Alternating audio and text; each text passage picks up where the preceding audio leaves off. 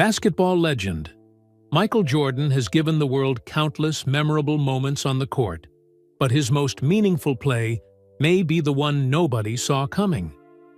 When the billionaire superstar decided to surprise his 92-year-old grandmother, Lula May, with a $10 million gift, he couldn't have anticipated that she would have an even bigger surprise waiting for him, one that would reveal the true source of his legendary greatness.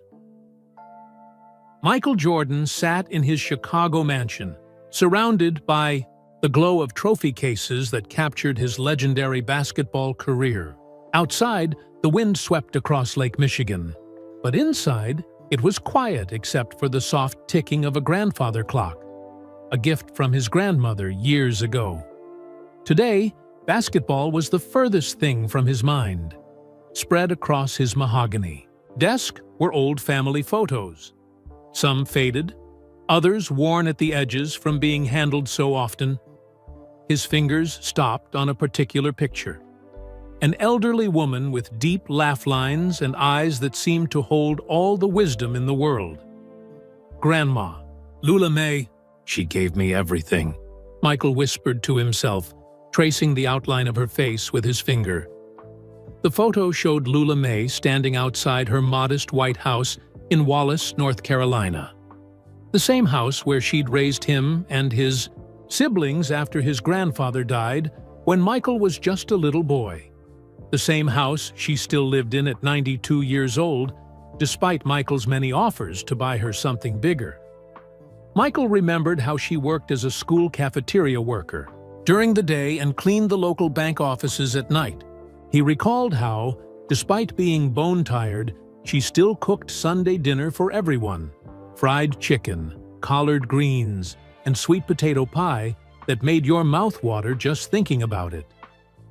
"Time to pay you back, Grandma," Michael said carefully, placing the photo in the center of the desk. He reached for his phone and called his assistant. "Marcus, it's time," Michael said firmly. "Let's do this for Grandma Lula." "Everything's ready whenever you are, Mr. Jordan," Marcus replied. "Just say the word." For months, they had been planning a surprise for Michael's grandmother. Not just any surprise, a $10 million gift. But Michael didn't want to just hand her a check. That wasn't personal enough. That wasn't worthy of what Lula May had given him. "Book the jet for tomorrow morning," Michael instructed. "And make sure everyone understands this has to be kept quiet. If word gets back to Grandma Lula before we're ready, the surprise will be ruined." "Don't worry, sir. Your family in North Carolina knows the plan. Mayor Ferrier has been very helpful in keeping things under wraps in Wallace." Michael smiled, thinking of the small-town mayor who had been so excited to help with the project. In Wallace, a town of fewer than 4,000 people, keeping a secret wasn't easy. Yet somehow, they'd managed to keep this one. "And the legal papers?" Michael asked. "Are they ready?" Mr. Weiland finalized everything yesterday. "The trust is set up exactly how you wanted it." Michael nodded to himself. The trust would ensure that Lula May never had to worry about money again. But there was more to the surprise than just money. Much more. After hanging up, Michael walked to his window. The Chicago skyline stretched before him, lights twinkling in the evening darkness. He was worth over $1 billion now. He owned restaurants, car dealerships, and part of the Charlotte Hornets basketball team. He had houses in Florida, Utah, and North Carolina. He had more money than he could spend in 10 lifetimes, but he never forgot where he came from, or who helped him get there. His mind drifted back to a hot summer day in Wallace when he was 12 years old. He'd wanted a pair of expensive basketball shoes that all the other kids had. Grandma Lula couldn't afford them, but she didn't say no. Instead, she took on extra cleaning jobs for 3 weeks straight. When she finally handed him the shoebox, her hands were raw from scrubbing floors. "You work hard for what you want in this life, Michael," she had told him. Nothing comes easy, but nothing worth having should come easy. Those words shaped him. Through high school, when he was cut from the varsity basketball team. Through college, when workouts were brutal. Through his NBA career, when critics said he couldn't win championships. Grandma Lula's wisdom guided him. Michael returned to his desk and picked up another photo. This one showing Lula May sitting in the stands at his first Chicago Bulls game. She'd never flown on a plane before that day, and she was terrified. But she got on that plane because nothing would have kept her from seeing her grandson's NBA debut. "I wish Dad could see this," Michael said softly. His father, James Jordan, had been murdered in 1993, a loss that had shaken Michael to his core and led to his first retirement from basketball. His dad never got to see the second three-peat of championships or Michael's life after basketball. But Grandma Lula was still here, still sharp as a tack, still living independently in that small house in Wallace. Michael opened his desk drawer and pulled out a small wooden box. Inside was his first paycheck from McDonald's, where he'd worked as a teenager. Lula May had told him to save it. "You never know when you might need to remember where you started," she'd said. He had saved it, along with other mementos from his journey. Now, he would use this box as part of his surprise for her. Michael spent the next hour reviewing the plans. One last time. The trust paperwork, the blueprints, the arrangements for the family gathering. Everything had to be perfect. His phone buzzed with a text from his sister Dolores. "Just talk to Grandma. She doesn't suspect a thing. See you tomorrow, little brother." Michael smiled. Tomorrow would change everything for Lula May. After a lifetime of giving to others, she would finally receive something that matched the size of her heart. As he prepared for bed, Michael felt a flutter of nervousness in his stomach, something he rarely experienced anymore. He had performed under pressure countless times on the basketball court. He had made billion-dollar business decisions. But this was different. This was Grandma Lula. "I hope she likes it," he whispered as he turned out the light. "I hope she understands what this means." Because Michael wasn't just giving Lula May money. He was giving her a legacy that would last long after both of them were gone. A legacy worthy of the woman who had shaped him into the man he had become. That night, Michael couldn't sleep. He tossed and turned, his mind racing with memories of growing up in Wallace. The digital clock beside his bed flashed 2:17 a.m. when he finally gave up, slipped on his robe, and walked to his home office. He turned on a small lamp and pulled out an old photo album that his mother had put together for him years ago. The first page showed a skinny boy with knobby knees standing in front of a small white house with green shutters. Lula May's house on Duplin Street. "Look how small I was," Michael whispered, smiling at the image of his younger self. He turned the pages slowly, watching himself grow up in pictures. There he was at age 7, holding a basketball almost too big for his small hands. There he was at 10, arm in arm with his brother Larry, both of them grinning with gap-toothed smiles. And there was Grandma Lula in the background of so many photos, sometimes cooking, sometimes gardening, always watching over her family. Michael's mind drifted back to the dirt basketball court where he and Larry would play until it was too dark to see the ball. It wasn't much, just a hoop nailed to a tree with a patched-up dirt area underneath. But it was where his love for the game had started. "You're gonna hurt yourself playing in the dark," Grandma Lula would call from the porch. But she never made them come inside until they were ready. She understood their passion. Michael remembered the sound of Lula May's old Buick pulling up to Emsley A. Laney High School, where she'd come to watch him play. She'd walk slowly up the bleachers, her purse clutched tightly under her arm, nodding, to the other parents as she found her seat. Then came the day Coach Pop Herring cut him from the varsity team his sophomore year.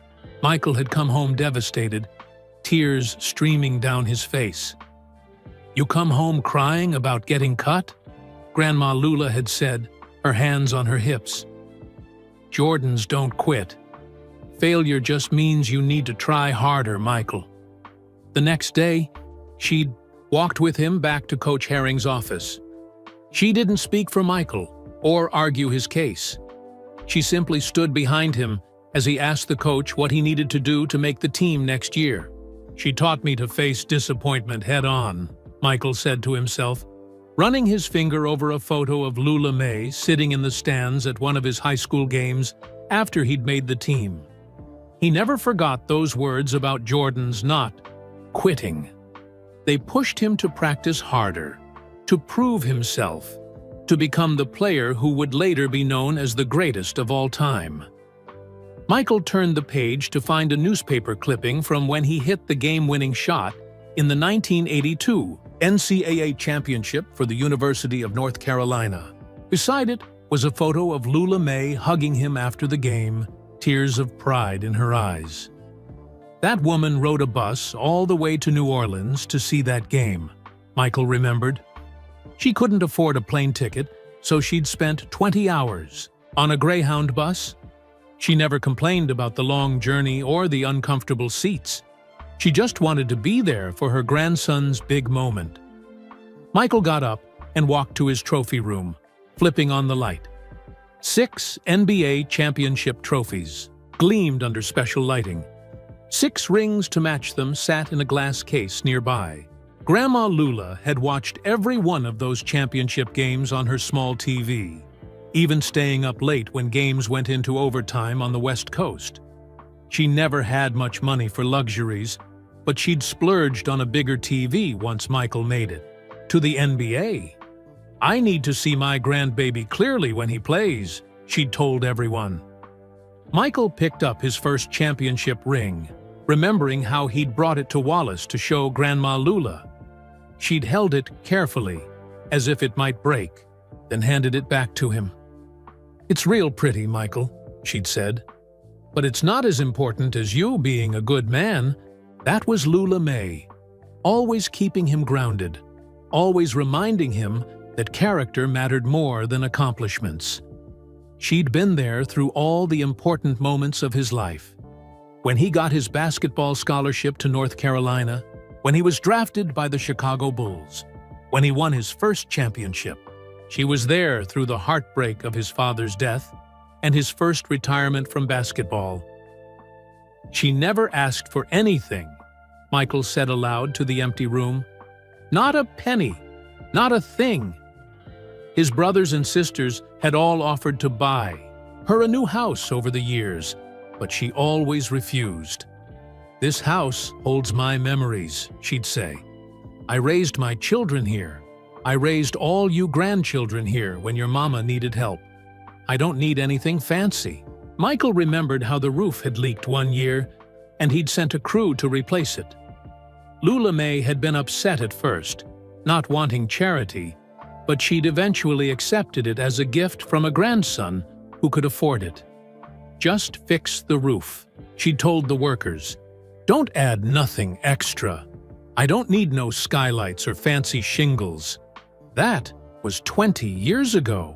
Now, at 92, she still lived independently in that same house, still tended her small garden, still cooked Sunday dinner for any family members who could make it. But Michael knew she deserved something special, something that would honor her and help others, just as she had always done. He returned to his bedroom as the first hints of dawn appeared through the windows. In just a few hours, they would fly to North Carolina. In just a day, he would give Lula May the surprise of her life. As Michael finally drifted off to sleep, he smiled. Tomorrow couldn't come soon enough. Tomorrow, he would finally be able to show Grandma Lula just how much she meant to him. Not just with money, but with a gift that captured everything she'd taught him about giving back. Michael's last thought before sleep claimed him was of Lula May's face. Not as she appeared in the recent photos, aged and weathered by time, but as she looked in his. Childhood memories, strong, determined, and filled with unconditional love for the grandson who would grow up to become a legend. The next morning arrived quickly. Michael boarded his private jet at Chicago O'Hare Airport just after 8 a.m. The sleek G650 with its custom interior was a far cry from the Greyhound bus his grandmother had taken to watch him play in college. With him were his small team, his assistant, Marcus, his lawyer Tom Weiland, and his old friend from North Carolina, Buzz Peterson. "You ready for this?" Buzz asked as they settled into the butter-soft leather seats. Buzz had been Michael's roommate at UNC and had known Lula May almost as long as Michael had. He understood what this meant. "I think so," Michael replied. "I just hope she accepts it." Buzz clapped him on the shoulder. "She might put up a fight at first, but she'll come around." They carried special legal papers and plans for Lula May's surprise. As the jet climbed through the clouds, Michael felt something he rarely experienced anymore: nervousness. His palms were actually sweating. "What if she doesn't accept it?" he asked Buzz as they flew over Ohio.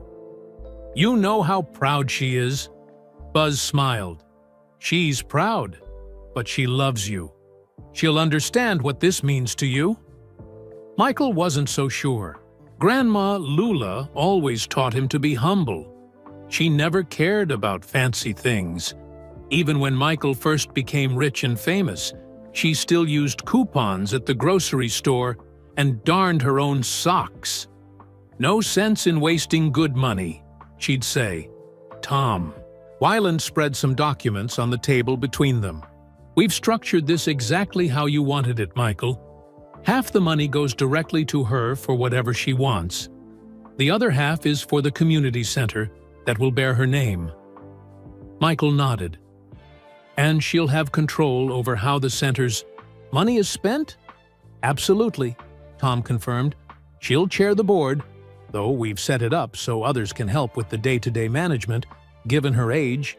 She might be 92, but her mind is sharper than all of ours put together," Michael said with a chuckle. The plane began its descent into Wilmington International Airport, the closest airport to Wallace. Through the window, Michael could see the green patchwork of eastern North Carolina, farmland, forests, and the occasional small town. "Home," he said softly. A black SUV with tinted windows waited on the tarmac when they landed. As they loaded their bags, Michael put on a baseball cap and sunglasses. It wasn't just about avoiding fans.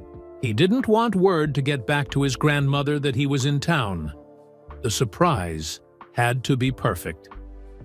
"It's been a while since I've been back here," Michael said as they drove away from the airport. The landscape gradually changed from Wilmington's coastal development to more rural scenes. They passed farms with tobacco and corn, small country churches, and roadside produce stands. Wallace was a small town where everyone knew everyone. Nothing happened without the whole town talking about it. That's why Michael had to be careful. With his plan, "Did you talk to Mayor Ferrier?" Michael asked Marcus as they drove. "Yes, sir. I met with him last week. He's keeping your visit quiet, but he's helped set everything up just like you wanted." "Charlie Ferrier," Michael said, shaking his head with a smile. "He was the high school principal when I was growing up. Used to catch me skipping class to play basketball. Now he's helping you build a multi-million-dollar community center," Buzz said. "Funny how life works out." They drove past green fields and small farms.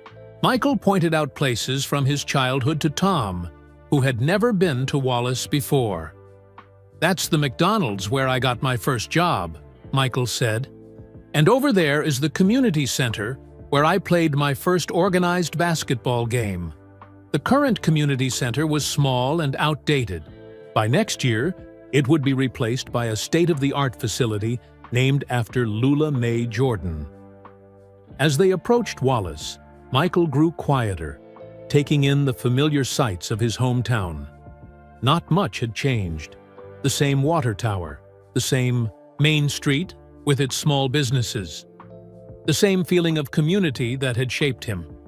They turned onto Duplin Street, and Michael instinctively looked for his grandmother's house, though they weren't going there yet.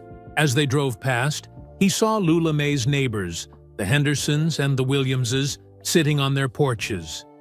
They waved at the SUV, not knowing who was inside. Michael smiled, remembering how Mrs. Henderson always gave him homemade cookies, and Mr. Williams taught him how to change a car tire. "Almost every adult in this town helped raise me in some way," Michael told Tom, "but nobody gave more than Grandma Lula." The SUV pulled into the parking lot of the Wallace Inn, a small hotel where Michael had arranged for them to stay. The owner, Mrs. Darlene, was waiting at the door. "Welcome home, Michael," she said quietly, as they got out of the car. "Your grandmother has no idea you're here. Your secret's safe with me." Michael hugged her. "Thanks, Mrs. Darlene. I appreciate it. Your grandmother still makes the best sweet potato pie in 3 counties, you know," she added with a wink. "Yes, ma'am, I know," Michael replied with a smile. "Tomorrow, we're going to make sure everyone else knows it too." After checking into their rooms, Michael and his team gathered in the small hotel conference room that Mrs. Darlene had prepared for them. Maps of Wallace and blueprints for the new community center covered the tables. "You've got a busy afternoon ahead," Marcus said, checking his tablet. "Frank Thomas, the builder, will be here at 2, the bank manager at 3, and Mayor Ferrier wants to stop by around 4 to finalize the details for tomorrow." Michael nodded, looking out the window at the town he grew up in. From the 2nd floor of the Wallace Inn, he could see Main Street with its row of small businesses, many of the same ones from his childhood. "Amazing how little this place has changed," he said. Buzz joined him at the window. "Remember when we'd ride our bikes down to Dixon's drugstore for ice cream after playing ball all day?" Michael smiled. "Old man Dixon would always give us an AT extra scoop if we told him about our games." "He was your first sponsor, way before Nike," Buzz laughed. Just then, Michael noticed an elderly man walking slowly down the sidewalk, leaning on a cane. He recognized him immediately. "Is that Coach Durham?" Michael asked, pointing. Buzz squinted. "Sure is. Must be 80 years old now." Coach Durham had been Michael's middle school basketball coach, the first one who really saw his potential. "I'm going to say hello," Michael said suddenly. "I'll be right back." Before his team could object about keeping a low profile, Michael was out the door. He caught up with Coach Durham half a block away. "Excuse me, Coach," Michael said. The old man turned slowly, his eyes widening as he recognized the voice before. He even saw the face. "Michael Jordan," he said in amazement. "My stars, is that really you?" Michael grinned. "Yes, sir. It's me." Coach Durham shook his head in wonder. "What in the world are you doing back in Wallace?" "Just visiting," Michael said. "But I'd appreciate if you didn't tell anyone you saw me. It's kind of a surprise." The old coach nodded, his eyes twinkling. "For Miss Lula Mae, I bet. That grandmother of yours is something special." "Yes, sir, she sure is." They talked for a few minutes, with Coach Durham filling Michael in on his own grandchildren and how he still followed every Bulls game during Michael's playing days. "I always told everybody, I knew that boy when he couldn't make a layup to save his life," Coach Durham said with a chuckle. As they parted ways, the coach called after him. "Michael, I never got to tell you back then, but I'm proud of you, son. Not just for the basketball, for how you've carried yourself." Michael felt a lump in his throat. "Thank you, sir. That means a lot." Back at the hotel, Frank Thomas, the local builder, was waiting with detailed blueprints. A burly man with calloused hands, he'd been building houses in Wallace for 30 years. "Mr. Jordan," he said, shaking Michael's hand firmly. "It's an honor." "Just. Michael is fine," Michael replied, "and the honor's mine. You're helping me do something really special for my grandmother." They spread the blueprints across the table. The plans showed a beautiful 40,000 square foot building with a full-size basketball court, classrooms, a library, and a commercial kitchen. "We can break ground next month," Frank explained. "Should take about 14 months to complete." Michael pointed to the center of the blueprint. "And this area here will be the heart of the building, right?" Frank nodded. "Yes, sir. The Lula Mae Jordan Community Kitchen. Just like you wanted. A state-of-the-art kitchen where kids can learn to cook, and where meals will be prepared for anyone in the community who needs one." Michael smiled, imagining his grandmother's face when she saw these plans. The kitchen was the most important part to him. Lula Mae had always said that no one should ever go hungry, if she could help it. Growing up, their house was their neighborhood. Kids knew they could get a meal if things were tough at home. After Frank left, the bank manager arrived with the financial documents. Michael went through each one carefully, making sure everything was set up exactly as he wanted. The $10 million would be divided. Half in a trust for Lula Mae to use however she wanted, half to build and maintain the community center that would bear her name. "And you're sure this is structured in a way that she won't have to worry about taxes or management?" Michael asked. "Absolutely, Mr. Jordan," the banker assured him. "We've set it up so that she has complete access, but none of the headaches." As the afternoon wore on, Michael found himself increasingly drawn to the window, looking out at the town that had shaped him. There was the water tower he and his friends had once dared each other to climb, though none of them ever did.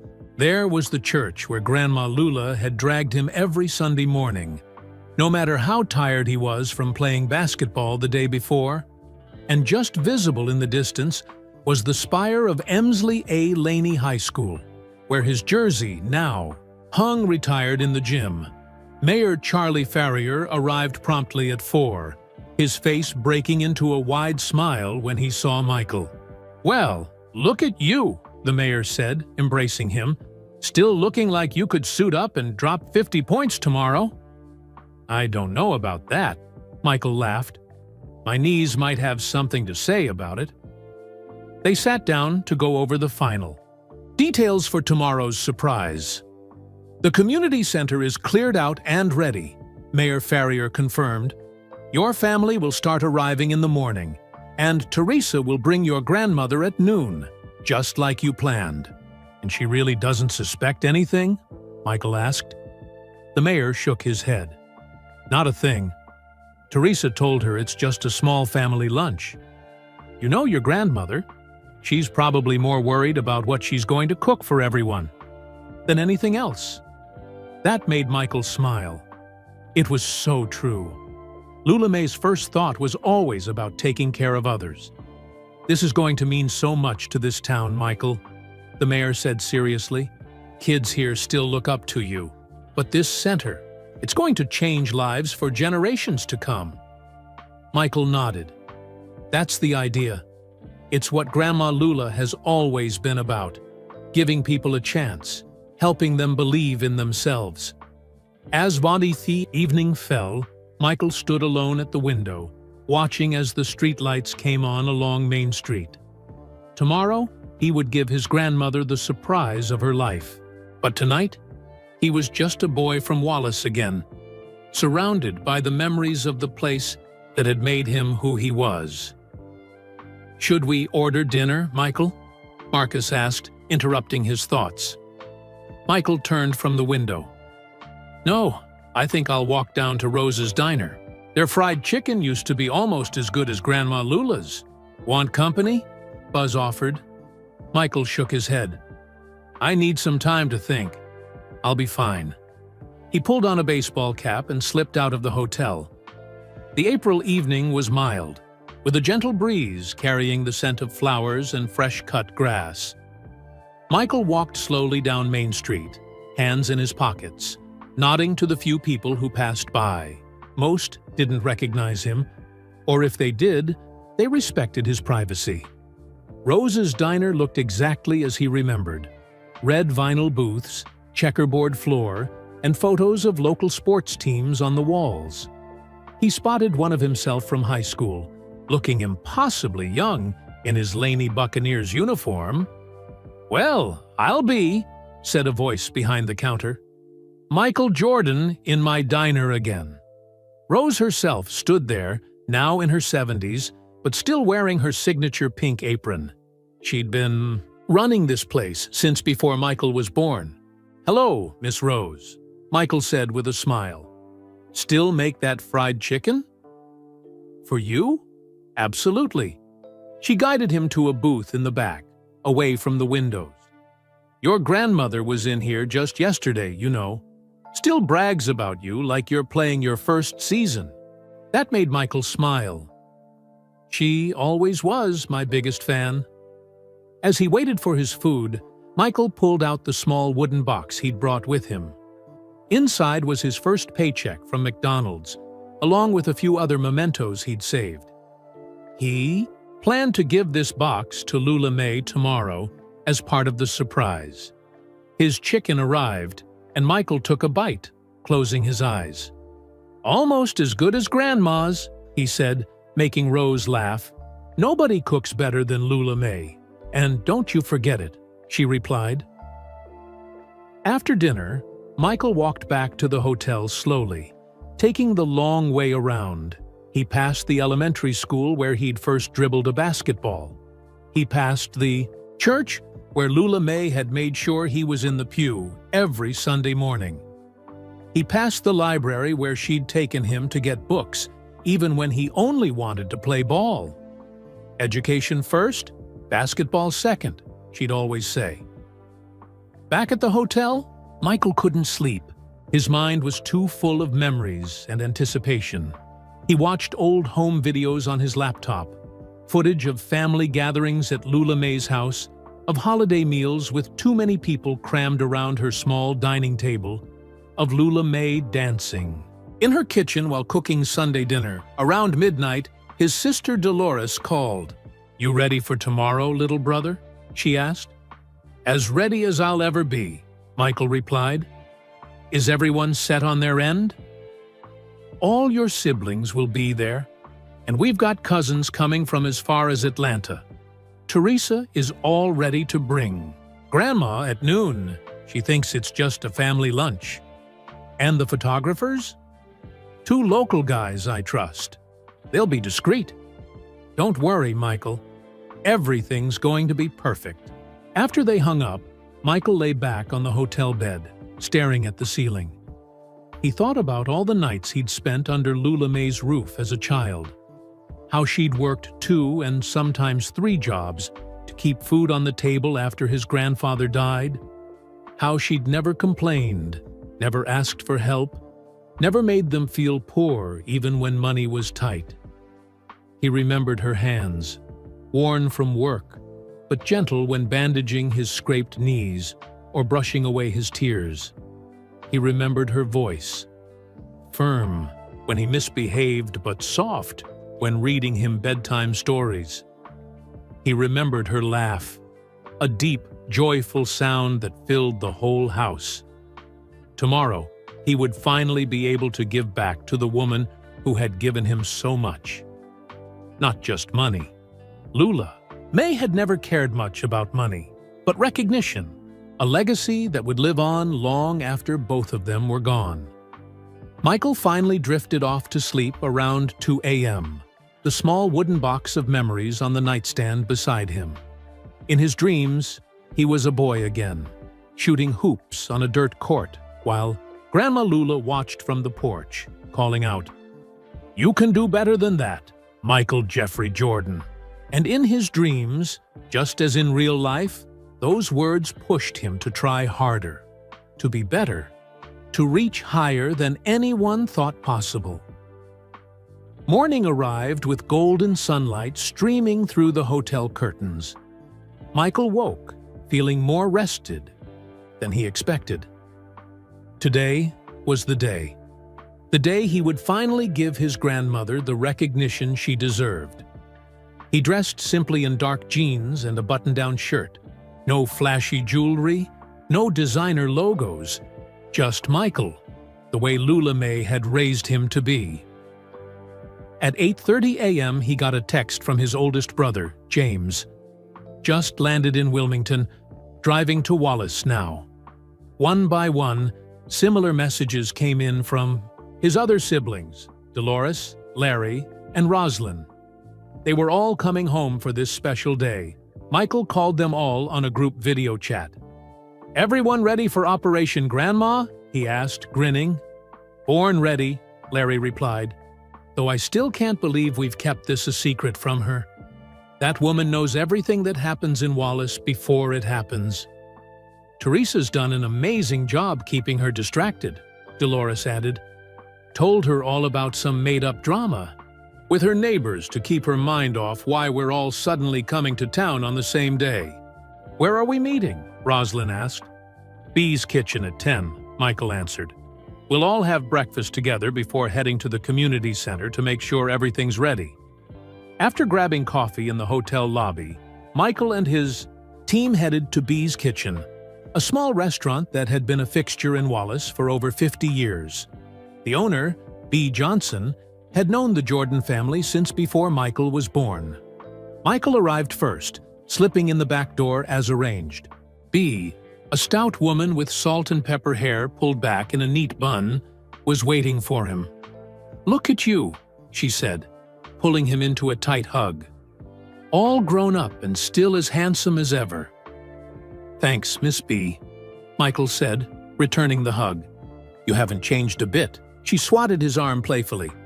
"Don't you lie to an old woman. Now come on back. I've got the private room all set up for your family." The room at the back of the restaurant was simple, but cozy, with a large table that could seat 15 people. Pictures of local sports teams and community events covered the walls. Michael spotted several of himself throughout the years. One by one, his siblings arrived. James, the oldest at 67, walked with a slight limp from an old construction injury, but still stood tall and proud. Dolores, always elegant even at 65, wore a beautiful dress and had her hair done specially for the occasion.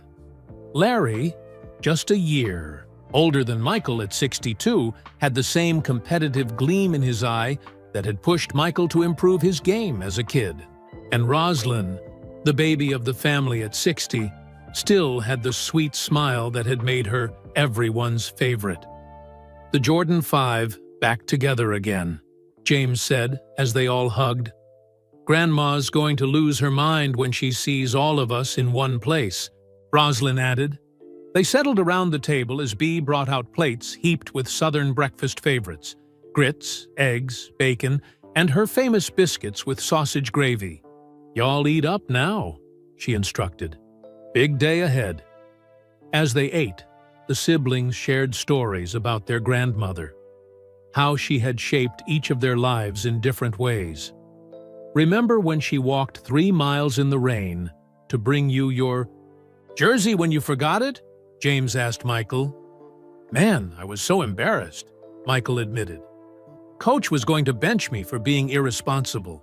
Then here comes Grandma, soaking wet, jersey in a plastic bag to keep it dry. And she never missed a single one of our games either," Larry added. "Not just Michael's, all of ours. Even when she had to work 2 shifts back to back, she'd find a way to be there," Dolores laughed. "Remember how she used to save every penny? She'd wash and reuse aluminum foil and plastic bags," Roslyn added. "Had a whole drawer full of them."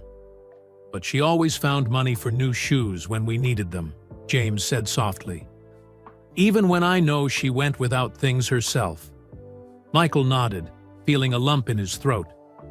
She never let us feel poor, even when times were tough. After Dad died, Larry said, referring to their grandfather, she could have sent us to live with other relatives. Would have been easier on her, but she kept us all together. That's just who she is, Dolores said. Family comes first, no matter what.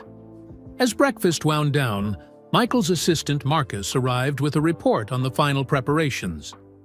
Everything's set at the community center, sir, he told Michael.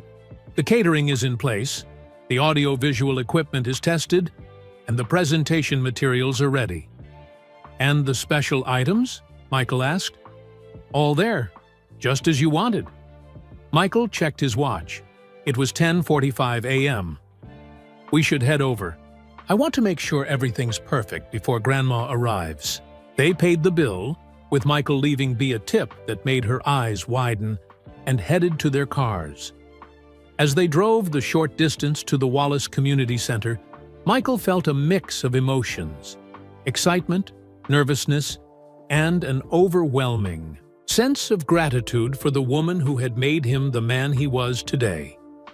The community center was a simple one-story building that had served the town for decades. Inside, it had been transformed. Photos of Lula May with her family over the years covered the walls. Tables were set with white cloths and spring flowers. A podium stood at the front of the room with a large screen behind it. And in the center, just as Michael had requested, was a beautiful wooden rocking chair with Lula May's name carved into the headrest. A throne for the Queen of the Jordan family. Beside the chair, Michael placed the small wooden box he'd brought from Chicago. His fingers lingered on it for a moment. Inside were not just memories, but the key to the surprise that would change Lula May's life, and the lives of many others in Wallace forever. Family members continued to arrive. Cousins, nieces, nephews, great-grandchildren. Many of them had never been in the same room together before. Some lived as far away as California and had flown in specially for this event. Michael greeted each one, thanking them for coming, making sure they understood that when Lula May arrived, they were to act as if this was just a small family lunch. Nothing more. At 11:45, Michael's phone buzzed with a text from his cousin Teresa. We're leaving her house now. She's suspicious, but doesn't know what's up. ETA 15 minutes. Michael gathered everyone in a circle. Okay, folks, this is it. Grandma's on her way. Remember, act normal at first. Let her get settled before we start the surprise. This is her day. Let's make it special. As the room hummed with anticipation, Michael took one last look around. The photos, the chair, the box, the family. All the elements were in place for a moment Lula May Jordan would never forget. Places. Everyone. Marcus called softly. They just pulled into the parking lot. The family members scattered to their assigned spots. Some sat at tables, pretending to be in casual conversation. Others stood near the refreshment table, acting as if they were just getting drinks. Michael positioned himself near the door, ready to be the first person Lula May would see. Through the window, he watched as Teresa helped Lula May from the car. His grandmother was dressed in her favorite blue church dress with a matching hat, her silver hair carefully styled beneath it. She walked slowly with her cane, but her back was straight and her head held high. At 92, Lula May Jordan still carried herself with dignity and grace. Michael's heart pounded. His palms were sweating. He, who had hit game-winning shots in NBA championships with millions watching, was nervous about surprising his grandmother. Deep breath, Buzz whispered, appearing beside him. She's going to love it. Outside, Teresa was playing her part perfectly.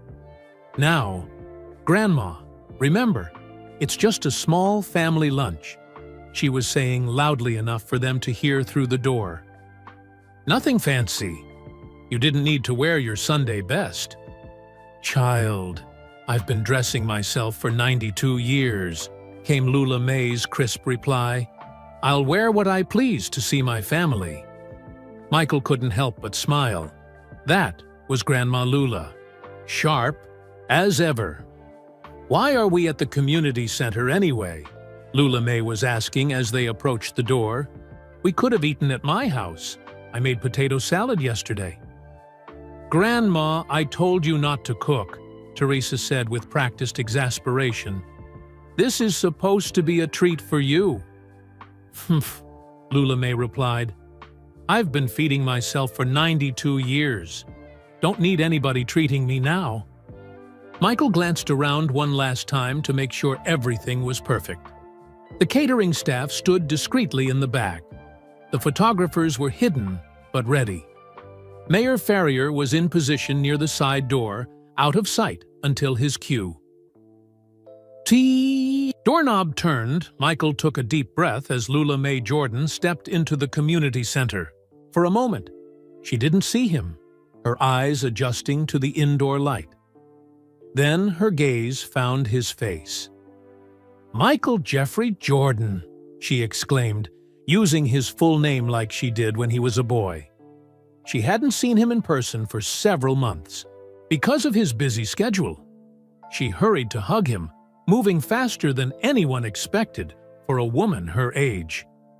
"My baby boy came home," she said, touching his face like she couldn't believe he was real. Michael wrapped his arms around her small frame, careful not to squeeze too tight. She felt more fragile than he remembered, though her spirit was as strong as ever. "Hi, Grandma," he said, his voice thick with emotion. Only then did Lula May notice that the whole family was there. Her eyes widened as she saw all her grandchildren and great-grandchildren in one place. "What in the world?" she said, looking around.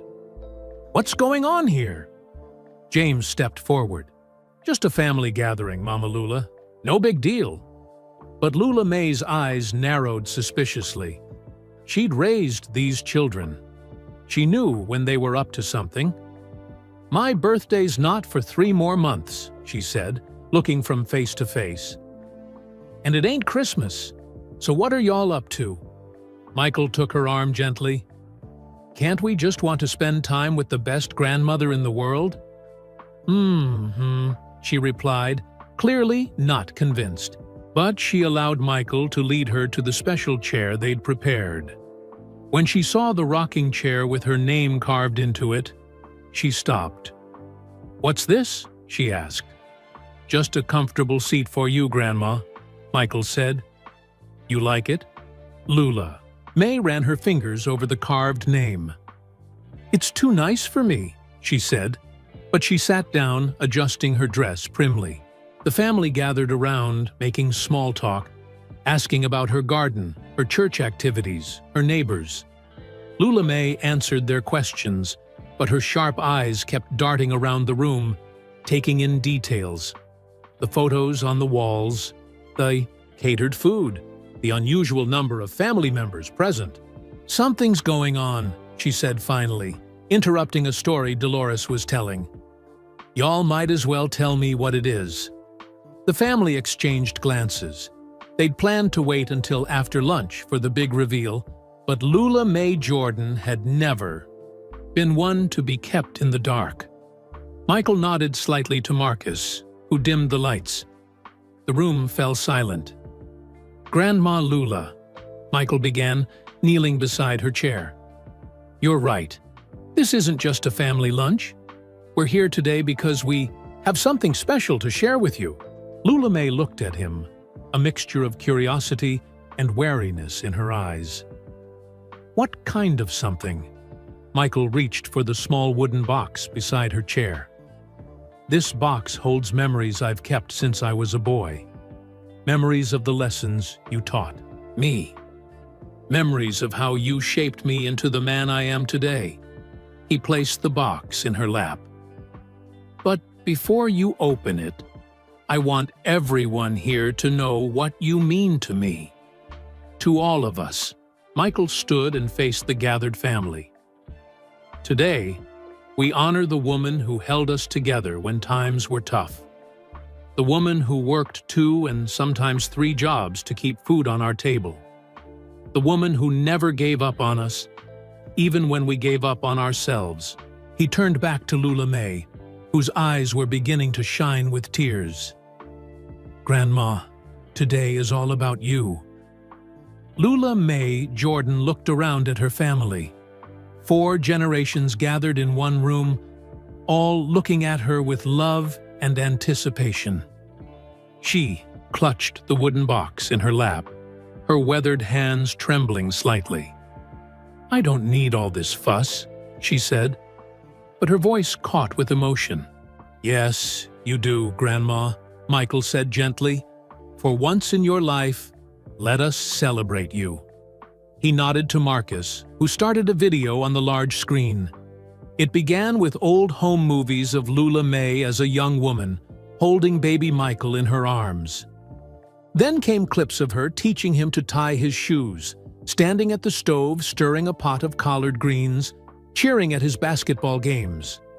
The video continued with recent interviews from community members in Wallace, people whose lives Lula May had touched over the decades. Miss Lula May gave my kids dinner every Wednesday when I was working the night shift, said Mrs. Williams, her neighbor of 40 years. Never asked for a thing in return. When my husband died and I couldn't pay the rent, Lula May showed up. With an envelope full of cash, added Mrs. Turner from her church. Said it was just a loan, but she never let me pay her back. She taught Sunday school for 30 years, said Pastor Green. Raised half the children in this town with her wisdom and love. By the time the video ended, tears were flowing freely down Lula May's cheeks. Michael handed her a tissue. Open the box, Grandma, he said softly. With shaking hands, Lula May lifted the lid of the wooden box. Inside was Michael's first paycheck from McDonald's, now faded with age.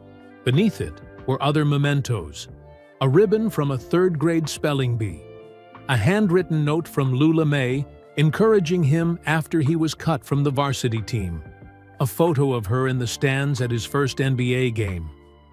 You kept all this? She asked, in wonder. Of course I did, Michael replied. You taught me the value of remembering where I came from. He reached into the box and pulled out a sealed envelope that had been hiding beneath the mementos. And this is for you, Grandma, from all of us, but especially from me. Lula May took the envelope, looking at it suspiciously. What is this? You. No, I don't take charity, even from my own grandbabies. It's not charity, Grandma. It's a thank you for everything you've done for us. With meticulous care, Lula May opened the envelope and pulled out the legal documents inside. She squinted at them, then reached for the reading glasses hanging from a chain around her neck. As she read, her expression changed from confusion to disbelief. She looked up at Michael, then back at the papers. $10 million? She whispered, so softly that only those closest to her could hear. Michael Jeffrey Jordan, have you lost your mind? A ripple of laughter went through the room. That was Grandma Lula, never one to mince words, even when receiving the gift of a lifetime. I'm in my right mind, Grandma, Michael assured her. Half of that money is for you, to do whatever you want with it. Buy a new house, travel the world, help others, anything you want. What would I do with a new house? Lula May demanded. My memories are in the old one. Then keep your house and renovate it. Or don't. It's your choice. That's the point. You've spent your whole life taking care of others. Now it's time for you to do what makes you happy. Lula May shook her head, clearly overwhelmed. And the other half of this money? It says here it's for something called the Lula Mae Jordan Community Foundation. What's that? This was Michael's cue. He nodded to Mayor Ferrier, who stepped forward, from the side of the room carrying a large covered display board. "Mrs. Jordan," the mayor said formally, "it is my honor, as the mayor of Wallace, to present to you the plans for the new Lula Mae Jordan Community Center." He pulled away the cloth, covering the board, revealing architectural renderings of a beautiful building. It showed a modern facility with large windows, welcoming entrances, and spaces designed for community gathering. "We break ground next month, right here in Wallace," Michael explained. "It will have a full-size basketball court, classrooms, ATI library, and, most importantly, a commercial kitchen that will serve free meals to anyone who needs one." Lula Mae's hand flew to her mouth. "A kitchen?" "Yes, Grandma. You always said you wished you could feed all the hungry children in town. Now you can." The mayor stepped forward again. "The town has donated the land, Mrs. Jordan, and your grandson has ensured that the center will be maintained and staffed forever. Your legacy will live on for generations to come." Lula Mae sat very still, staring at the plans. The room fell silent, everyone waiting for her reaction. Then, to everyone's surprise, a single tear rolled down her cheek. In all his life, Michael had rarely seen his grandmother cry. She was the rock of the family, the strong one who held everyone else together through their tears. Seeing that tear now, he knew how deeply she was touched. "Grandma?" he asked gently. "What do you think?" Lula Mae looked up at him, then around at her assembled family. Her eyes, though wet with tears, were clear and bright. "I think," she said slowly, "that this is way too much fuss for an old woman who just did what needed doing." Then she smiled, a radiant smile that lit up her entire face. "But since you went to all this trouble, I suppose I'll have to accept it." The room erupted in cheers and applause. Family members surged forward to hug Lula Mae, who remained seated in her special chair like a queen holding court. Michael stood back, watching the scene with a full heart. For the first time in her life, his grandmother was allowing herself to be celebrated, to receive instead of give. And that, more than any basketball championship, felt like his greatest victory. Once the initial excitement settled, the family gathered around tables for lunch. The caterers served Lula Mae's favorite foods: fried chicken, collard greens, mac and cheese, and sweet potato pie. Though everyone agreed nothing tasted quite as good as when Lula Mae made it herself. "This chicken is missing something," Lula Mae said after taking a bite. "They didn't use enough paprika." The family laughed. Even on her big day, Grandma Lula couldn't help but critique the cooking. "Next time, we'll have you supervise the kitchen, Grandma," Michael promised. As they ate, Lula Mae kept shaking her head in disbelief, looking from the legal documents to the architectural plans and back again. "I still can't believe you did all this," she said to Michael. $10 million. Lord have mercy." "You deserve every penny, Grandma," Michael replied. "And so does this town. It's not my birthday for 3 more months," she reminded him. "What made you do this now?" Michael smiled. "I've been planning it for a long time, Grandma, just waiting for the right moment." "Well, it certainly surprised me," Lula Mae admitted. "And I'm not easy to surprise." "That's the truth," James laughed. "Remember when we tried to throw you a surprise party for your 70th birthday? You had already baked your own cake before we even got there." The family roared with laughter, and Lula Mae joined in. "Well, I knew y'all would forget the lemon extract in the frosting. Had to take matters into my own hands. As the meal continued, Lula May began telling stories about raising 9 grandchildren after her husband died. It was a side of family history that even some of the younger generation had never heard in detail. "When your grandfather passed," she said, addressing the whole room but looking at Michael, "I had just turned 49. 9 grandchildren to feed and clothe, and barely enough money to keep the lights on." The room grew quiet. Lula May rarely spoke about those difficult days. "I'd work all day at the school cafeteria, then clean offices at night. Come home, cook dinner, help with homework, then mend clothes until my fingers were raw." She held up her hands, now gnarled with arthritis but still strong. "These hands have scrubbed a lot of floors to keep food on the table. But we always had enough. Maybe not what we wanted, but what we needed." "You never complained," Dolores said softly. "Not once." "What good would complaining do?" Lula May asked. "Life gives you what it gives you. It's what you do with it that matters," she pointed at Michael. "This one here always wanted new sneakers. Every month seemed like. Feet growing like weeds." Everyone laughed, including Michael. "But you always found a way to get them for me." "Grandma," he said. Lula May nodded. "Had to. Couldn't have my boy playing basketball in shoes with holes. What would people think?"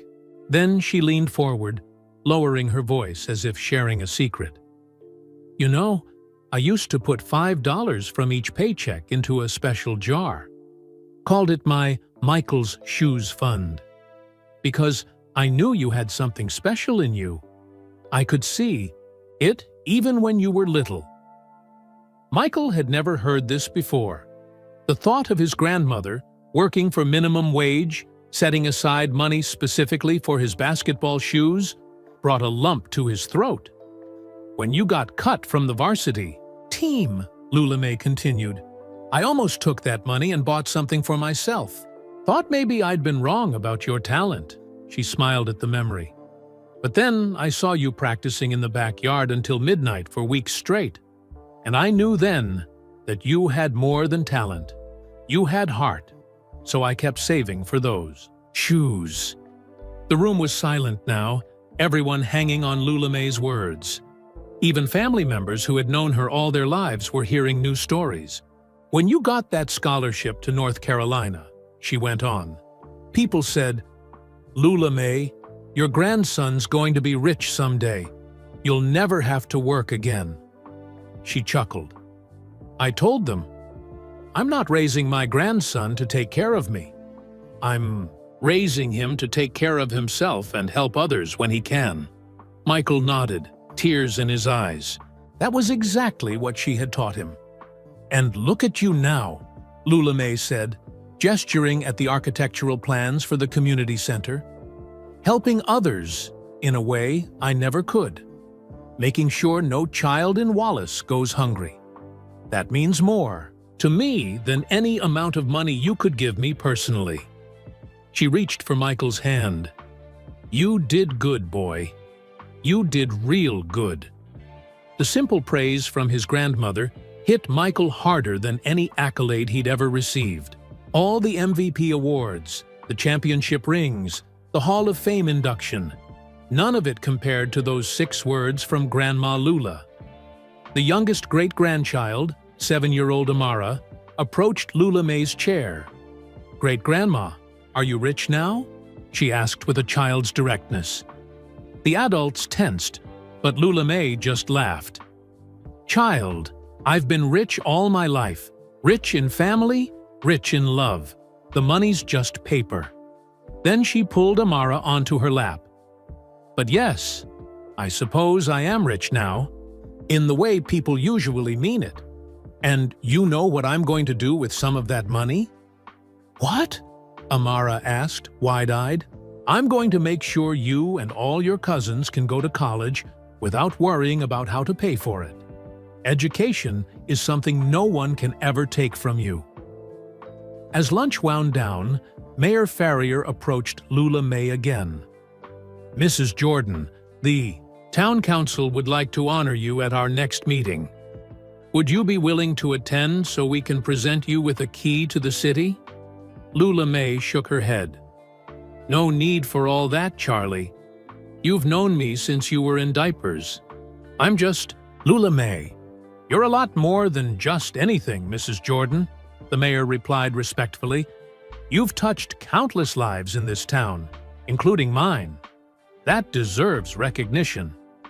Lula May considered this, then nodded slowly. "Well, if it means that much to you, I suppose I could come. But no long speeches about me, you hear? Keep it short and simple. Sut." "Yes, ma'am," the mayor agreed with a smile. "Short and simple." As lunch finished, Michael glanced at his watch. There was one more part of the surprise, perhaps the most important, that he had been saving for this moment. He caught Marcus's eye and nodded slightly. Marcus slipped out of the room to make a final preparation. Michael stood up and tapped his glass for attention. The room fell silent, all eyes turning to him. He moved to stand beside Lula May's chair.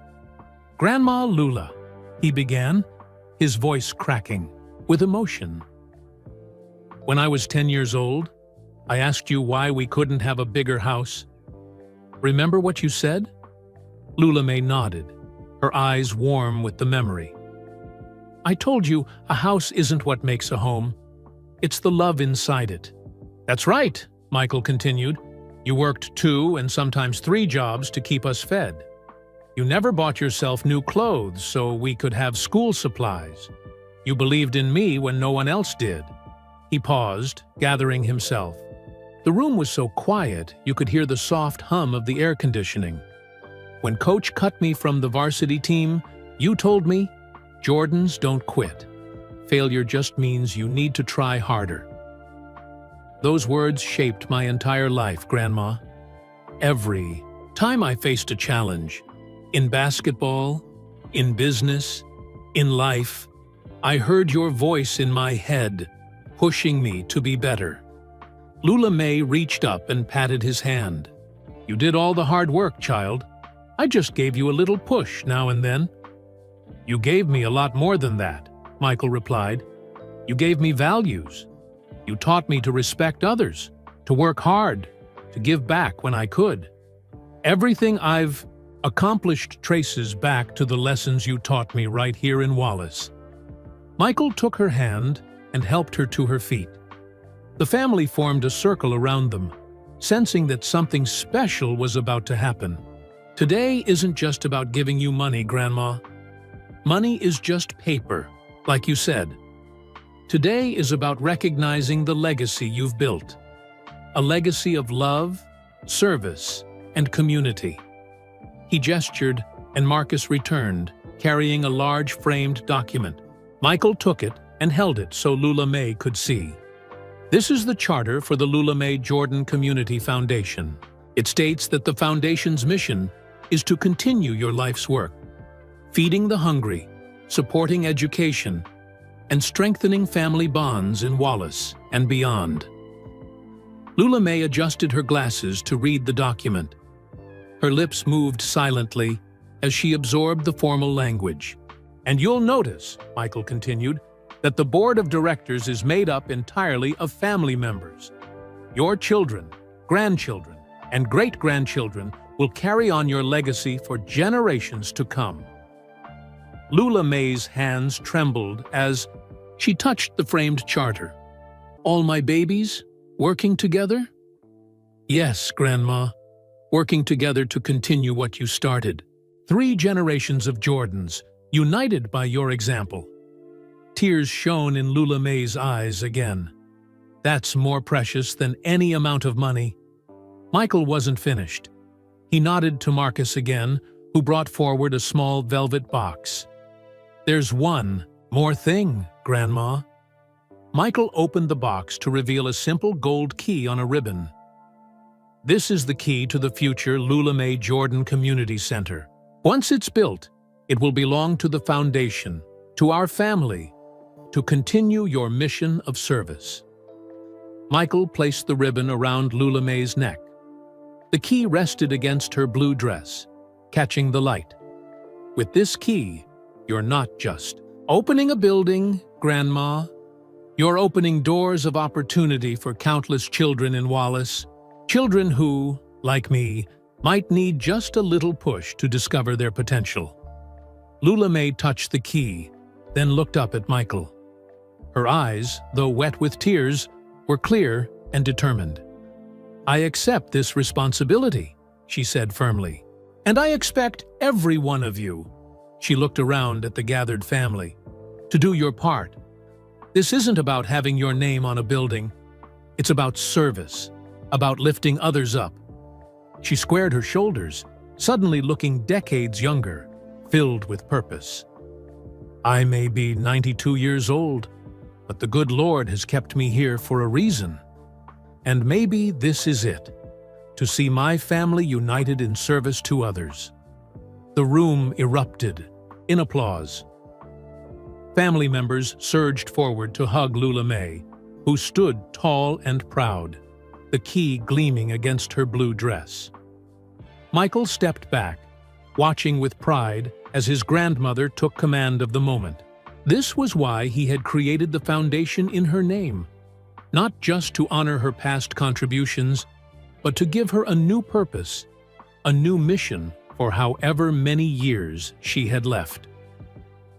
When the excitement settled, Michael noticed Lula May looking thoughtfully at the architectural plans for the community center. "Something on your mind, Grandma?" he asked. "This kitchen," she said, pointing to the blueprint. "It needs to be bigger. If we're going to feed hungry children, we need more space." Michael laughed. "Consider it done. Anything else?" Lula May studied the plans carefully. The classrooms should be near the kitchen. Kids can learn math by measuring ingredients, science by understanding how bread rises, history through cultural food traditions. Michael nodded, impressed by her practical wisdom. "We'll redesign it according to your specifications. And one more thing," Lula May added. "I want to teach cooking classes myself, at least until these old hands can't hold a spoon anymore." "Grandma, you can teach anything you want in that center," Michael assured her. "It's yours." Lula May looked up at him, her eyes shining with purpose. "No, child, it's not mine. It belongs to this community, to the future. We're just the caretakers." In that moment, Michael understood why his grandmother had been able to raise 9 grandchildren on a shoestring budget. Why she had been the heart of her community for decades. Why her influence extended far beyond her modest circumstances. It wasn't just her hard work or her sacrifice. It was her vision, her ability to see beyond immediate needs to the greater purpose. Lula May Jordan had always understood what truly mattered. And now, with the resources to match her vision, there was no limit to what she might accomplish. "You know what, Grandma?" Michael said softly. "I think I'm still learning from you." Lula May reached up and cupped his cheek in her weathered hand. "That's as it should be, child. That's as it should be." After the emotional high of the presentations, the family settled into a more relaxed celebration. Children played in one corner of the community center, while adults caught up on family news. Lula May remained in her special chair, holding court as relatives came to sit with her one by one. Michael watched from across the room, content to see his grandmother enjoying herself. The wooden box that had held his childhood mementos sat on a small table beside her. He noticed that she kept reaching over to touch it, as if making sure it was still there. Finally, as the afternoon light began to fade, Michael approached her again. He picked up the wooden box and sat down next to her. "You seem pretty interested in this old box, Grandma," he said. "I thought the $10 million would be the highlight." Lula May chuckled. "Money comes and goes, Michael. But memories? Those are priceless. She reached for the box, and Michael handed it to her. She opened it again, this time taking more time to examine each item inside. "This paycheck," she said, holding up the faded slip from McDonald's. "Your first one. I remember how proud you were. You told me to save it," Michael replied. "You said someday I might need it." "And did you? Need it, I mean?" Michael shook his head. "Not the money, but the reminder? Yes. Every time I signed a new contract worth millions, I'd think about this first paycheck. About how hard I worked for just a few dollars. It kept me grounded." Lula May nodded approvingly. "That's what I hoped it would do." She continued through the box, finding the ribbon from his third-grade spelling bee. "You were so nervous that day," she recalled. "Kept practicing your words all morning." "I remember you quizzing me at breakfast," Michael said. "You made flashcards and everything." "Education was always important to me," Lula May said. "Basketball was your gift, but I wanted to make sure you had a good mind, too." She pulled out the note she'd written to him after he was cut from the varsity team. The paper was creased and worn, suggesting Michael had unfolded and read it many times over the years. "Dear Michael," she read aloud, "don't let today's disappointment stop you from reaching for tomorrow's success. You're a Jordan. We don't quit. Love, Grandma." She looked up at him. "You really kept this all these years?" "I kept it in my locker through high school and college," Michael admitted. "Before every big game, I would read it. It reminded me that I had someone who believed in me no matter what." Lula May's eyes misted over. "I had no idea." "There's a lot you don't know about how much you influenced me, Grandma," Michael said softly. She reached the bottom of the box and found something unexpected. A small purple pouch made of velvet. "What's this? I don't remember this." "That's new," Michael explained. "I added it this morning." Lula May opened the pouch carefully and tipped the contents into her palm. Out fell a simple gold ring with a small diamond. She gasped. "This is my wedding ring," she whispered. "I had to sell it after your grandfather died, to pay the property taxes on the house." "How did you—" "I tracked it down," Michael said. "It took 3 private investigators and a lot of searching. But we found the pawn shop owner who bought it. He had kept it all these years, thinking it might be valuable someday because of the connection to our family." Lula May slipped the ring onto her finger. It was tight over her arthritic knuckle, but it fit. 43 years I've been without this ring. I never thought I'd see it again." "You sacrificed everything for us, Grandma," Michael said. "Your time, your energy, even your precious mementos. I wanted to give something back that money alone couldn't buy." Lula May stared at the ring on her finger, turning her hand to catch the light. "Your grandfather bought this ring with money he saved for 2 years. It wasn't fancy or expensive, but it meant the world to me." She looked up at Michael, her eyes shining. "This means more to me than the $10 million, child. This is my history, my heart." Michael took her hand, the one with the ring now restored to its rightful place. "You gave us all a foundation to build our lives on, Grandma. I wanted to make sure you knew how much that meant to all of us." Lula May squeezed his hand. "I know, baby. I've always known." She looked around the room at her extended family. Children, grandchildren, great-grandchildren, all together because of her. Because she had held the family together through the hardest times, had refused to let them be separated, had worked herself to the bone to give them what they needed to thrive. "This is my real legacy," she said, gesturing to the family. "Not a building with my name on it, not a foundation, but these people, the love between us." Michael nodded. The building and the money are just tools, Grandma, ways to extend what you've already built. Your real gift to all of us can't be measured in dollars. Lula May closed the box gently, running her fingers over the smooth wood. Thank you for keeping these memories safe, Michael. And thank you for bringing my ring back to me. She slipped the box into her purse, alongside the legal documents that would change her life forever.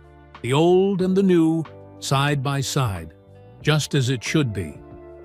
As the afternoon progressed, Michael noticed his grandmother starting to tire. At 92, even excitement took its toll. He was about to suggest they wrap up the celebration when Marcus caught his eye and nodded slightly.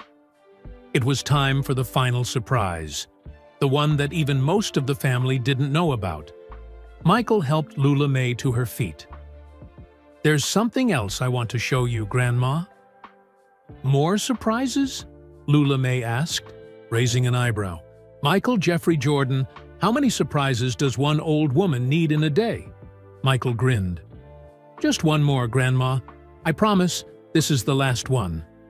He gestured for the family to follow as he guided Lula May toward a large covered display at the far end of the community center. It had been there all day, hidden beneath a blue cloth, waiting for this moment. What is that? Lula May asked, eyeing the covered display suspiciously.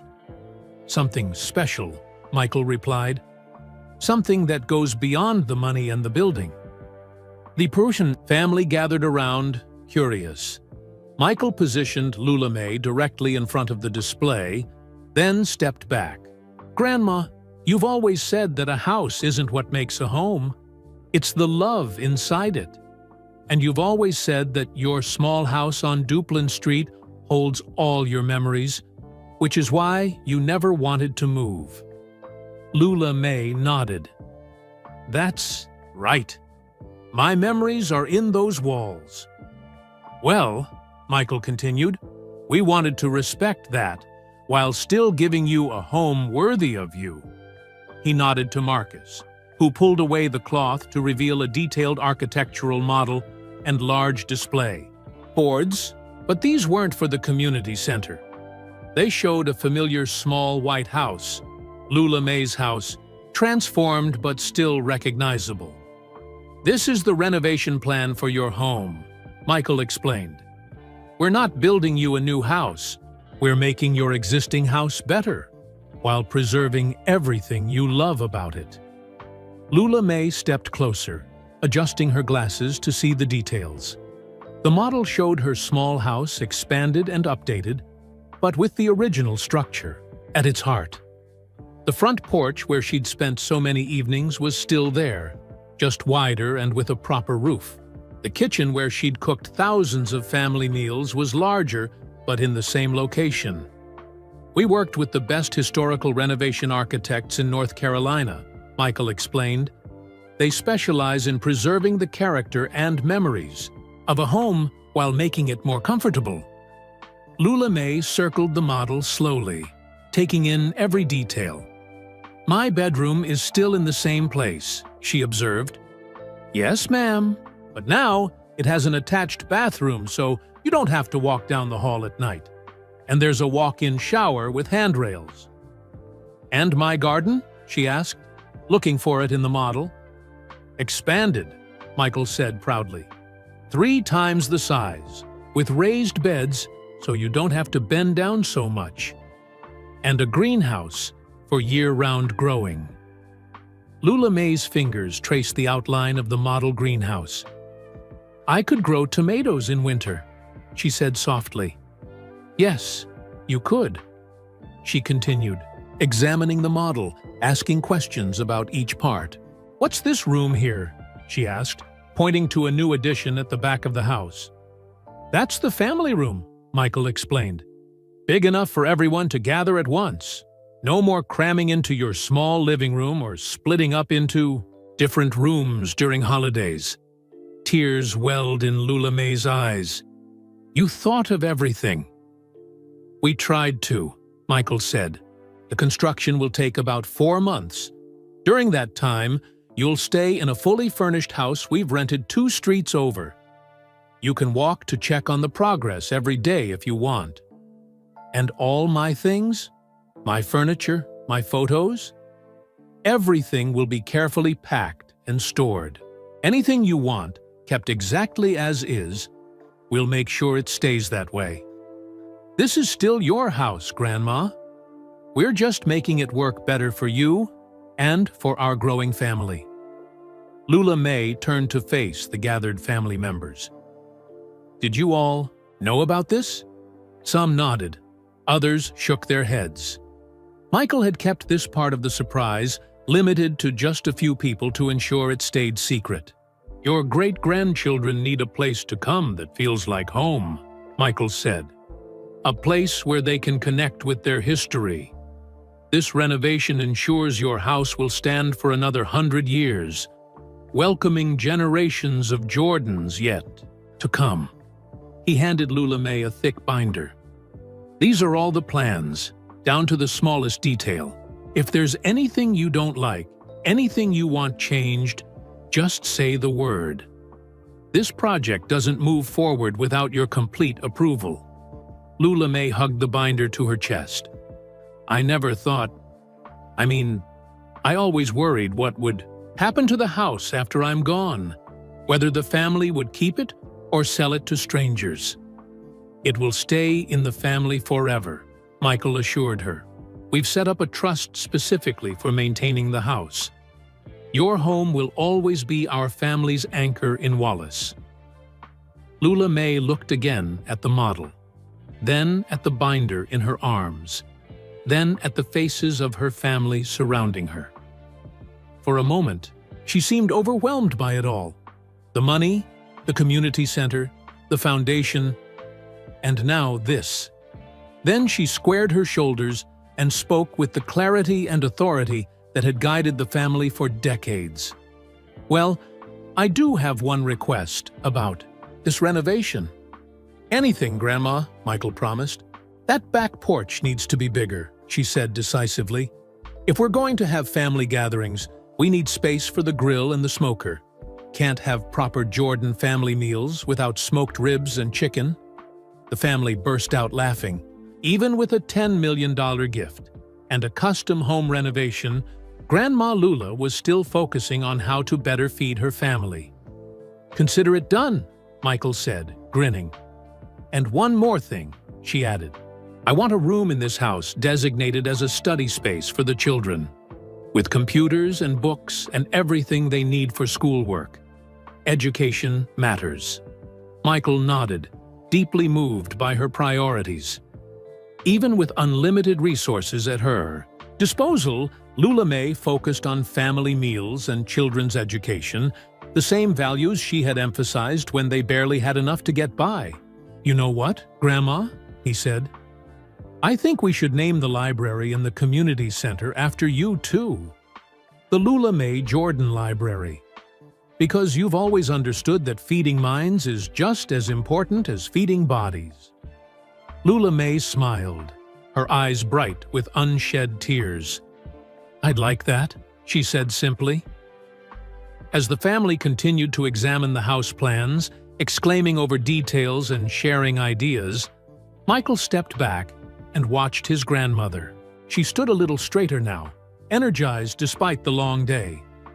The renovation plans had done something the money alone couldn't do. They had given her assurance that her legacy, her home, and her values would continue long after she was gone. And that, Michael knew, was the greatest gift of all.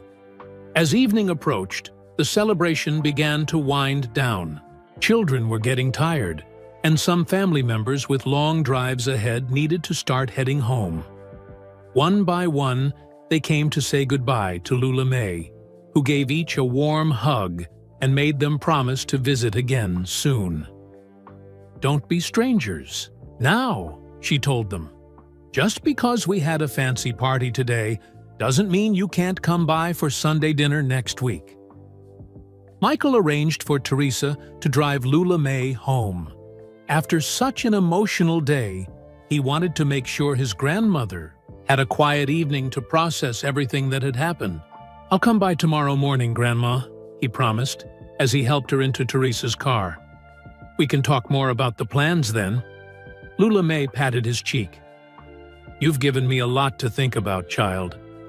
As the car pulled away, Michael felt both, exhausted and exhilarated. The day had gone even better than he'd hoped. His grandmother had accepted his gifts with grace and had already begun making them her own, putting her practical stamp on the projects in a way that only Lula May could. Back at the hotel that evening, Michael and his siblings gathered in his suite to decompress. They ordered room service and reflected on the day's events. "I still can't believe you found Grandma's wedding ring," Dolores said, shaking her head in wonder. "How did you even know she'd sold it?" "She mentioned it once, years ago," Michael explained. "Just in passing. But it stuck with me. I knew it must have been devastating for her to part with something so precious." "That's our brother," Larry said, proudly, always paying attention to the details that matter. They were interrupted by a call from Teresa. Michael put it on speakerphone so everyone could hear. "Just wanted to let you know that Grandma is safely home," Teresa reported. "But there's something you should know. She's been on the phone non-stop since we got back. I don't know who she's calling, but she sounds excited." The siblings exchanged puzzled glances.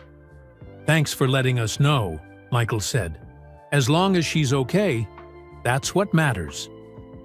After they hung up, speculation ran wild about who Lula May might be calling. Was she telling distant relatives about her surprise? Talking to her church friends? Making plans already for the community center? "I guess we'll find out tomorrow," Michael said finally. "Grandma's entitled to her privacy." The next morning, Michael arrived at Lula May's house just after 9 a.m., carrying fresh pastries from the local bakery. He found her already dressed and sitting on her front porch, as if she'd been waiting for him. "Good morning, Grandma," he called, as he walked up the path. "Brought your favorite apple fritters." "Come sit, Michael," she said, patting the space beside her on the porch swing. "We need to talk." Something in her tone made Michael pause. She didn't seem upset, exactly, but there was a seriousness to her manner that hadn't been there yesterday. "Is everything okay?" he asked, sitting beside her. "Was it too much yesterday?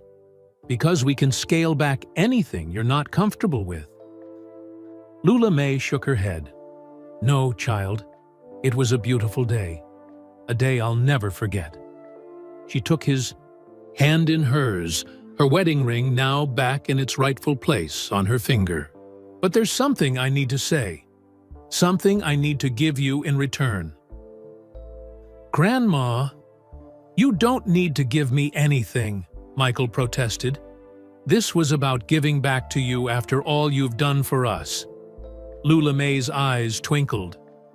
"Michael, Jeffrey Jordan, you think you can outgive your grandmother?" Before Michael could respond, a car pulled up in front of the house. Then another, and another.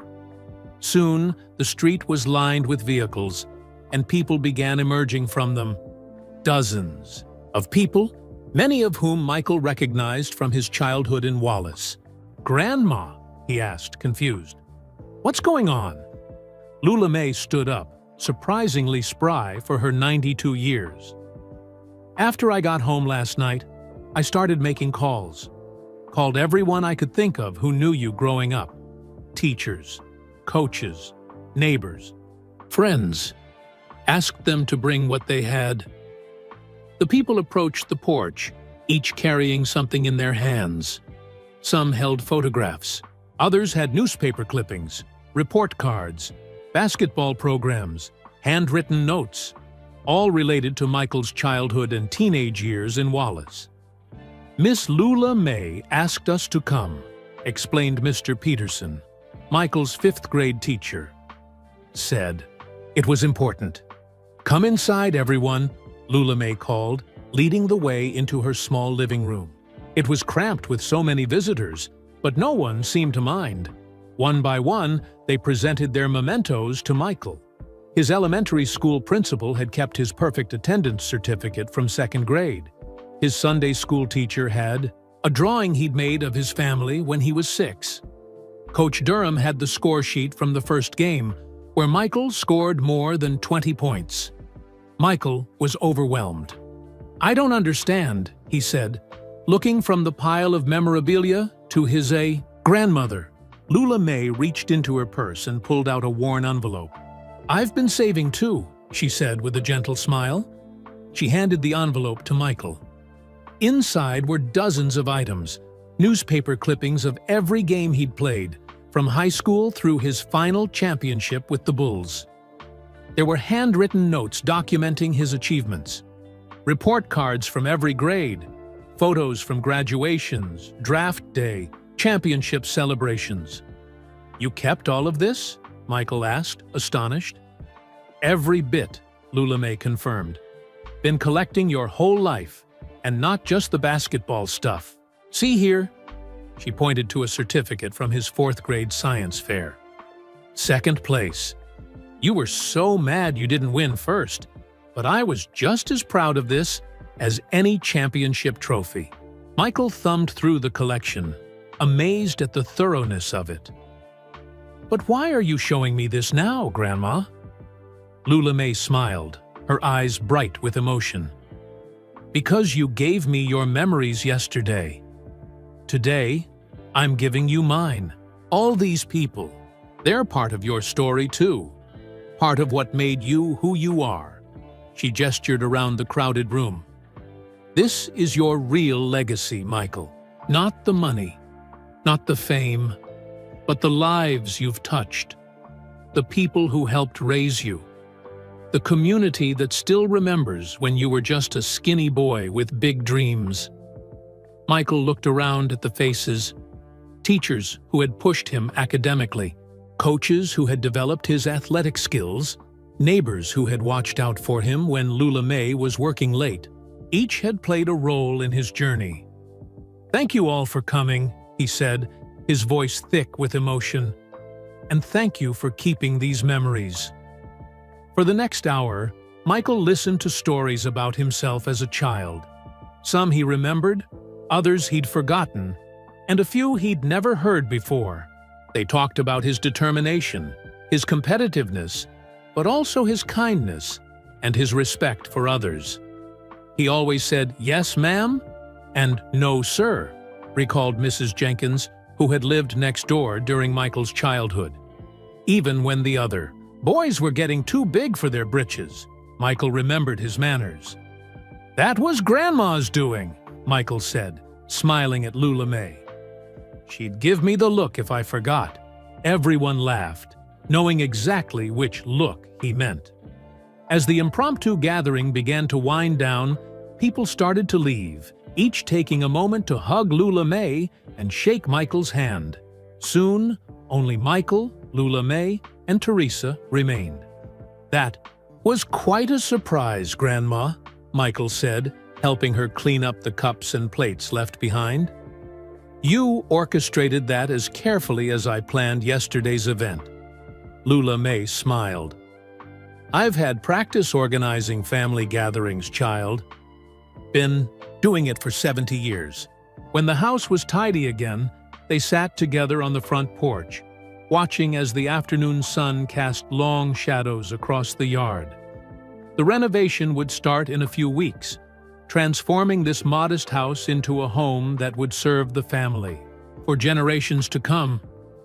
"I've been thinking about the community center," Lula May said, after a comfortable silence, "about the programs we should offer." "What do you have in mind?" Michael asked. "Reading programs for the little ones, job training for teenagers, cooking classes that teach nutrition on a budget." Her eyes lit up as she shared her vision. "And mentoring. Lots of mentoring. Connecting our elders with our youth so the wisdom doesn't get lost." Michael nodded, impressed. but not surprised by her practical, community-focused ideas. "We'll make it happen, Grandma. All of it." "I know you will," she said confidently. "You've never been one to do things halfway." They rocked gently on the porch swing, enjoying the peaceful moment after 2 emotional days. Michael realized how rare it was now for him to experience such simple pleasures. Sitting on a porch, with no schedule to keep, no phone calls to return, just being present with someone he loved. "There's something else I want to tell you, Lula," May said, breaking the silence. Her voice had taken on a more serious tone. "Something I've kept to myself for a long, long time." Michael turned to look at her. "What is it, Grandma?" Lula May reached into her dress pocket and pulled out a folded piece of paper. It was old, and had been folded and unfolded many times over the years. "Before I show you this, I want you to know that I only kept it secret because I promised I would, and a Jordan keeps their promises." Michael nodded, curious but patient. Lula May had earned the right to tell her stories in her own time. She carefully unfolded the paper. It was a letter, the handwriting faded, but still legible. "This came from your paternal great-grandfather, William Jordan. He wrote it to me a week before he died, when your father was just a boy." Michael's eyes widened. He knew very little about his great-grandfather, who had died long before he was born. "William was a remarkable man," Lula May continued. "He was born in 1885, the son of a former slave. He taught himself to read by candlelight after working 14-hour days in the fields. Eventually, he saved enough to buy 20 acres of land. Unheard of for a black man in those days." Michael listened, transfixed. This was family history he'd never heard before. "In this letter," Lula May said, "William tells me about a special gift that runs in the Jordan family line. A gift that doesn't show up in every generation, but when it does, it creates something extraordinary." She leaned closer, lowering her voice even though no one else was around. "He called it the fire. Said you could see it in the eyes of those who had it. A burning determination, a refusal to accept limits, an ability to see beyond what others could see." Lula May handed the letter to Michael. "He told me to watch for it in his descendants. Said I'd recognize it if I saw it." Michael took the letter with reverent hands, reading his great-grandfather's words. The handwriting was strong and assured, despite being written by an elderly man in his final days. "When I first saw you play basketball at 7 years old," Lula May continued, "I knew you had it. That same fire William had described. It wasn't about your physical skills. Those would come later. It was something in your spirit, an unquenchable drive." Michael looked up from the letter. "Why didn't you ever tell me this before?" "William asked me not to tell anyone about the fire, unless I was absolutely sure they could handle the weight of knowing." She paused. "Success can make a person forget where they came from. I needed to be sure you wouldn't lose your way." She took his hand. "Yesterday, when you gave me that $10 million gift, not to show off your wealth, but to help others, I knew it was finally time. You've proven yourself worthy of knowing about your heritage." Lula May leaned in and whispered something in Michael's ear that made him freeze. His eyes widened, and tears streamed down his face. No one else could hear what she said. Michael pulled back and looked at his grandmother with new eyes, as if seeing her for the first time. "All these years," he whispered. "All these years, and you never told me." Lula May simply smiled and patted his hand. "Some gifts," she said loud enough for Teresa to hear, "are worth waiting for." Michael turned to his family, his face transformed. "We need to sit down," he said. "Grandma Lula has a story to tell us. A story that changes everything we thought we knew about our family." Teresa moved closer, her expression curious. Other family members who had been about to leave paused, sensing something momentous was happening. Lula May settled back in her chair, the weight of a lifelong secret finally lifting from her shoulders. She looked at the faces of her family gathering around her, eager to hear what she had to say. The story she was about to tell would explain so much about Michael's extraordinary talents, about his drive to succeed against all odds, about the legacy that connected them to a past more remarkable than any of them had imagined. But that story, and the secret Lula May had kept for over 70 years, remains untold to all but those who gathered on that porch on that spring day in Wallace, North Carolina. Where are you listening from today? We'd love to know which part of the world our stories are reaching. If you enjoyed this touching tale about family, legacy, and the true meaning of wealth, please take a moment to like this video and subscribe to our channel. We share inspiring stories like this one every week that remind us of the power of kindness and generosity. Don't forget to share this video with your friends and family, not just to spread these messages of love and appreciation for our elders, but also to remind everyone that our true legacy isn't measured in dollars, but in the lives we touch and the values we pass down. Thank you for listening, and we'll see you in the next story.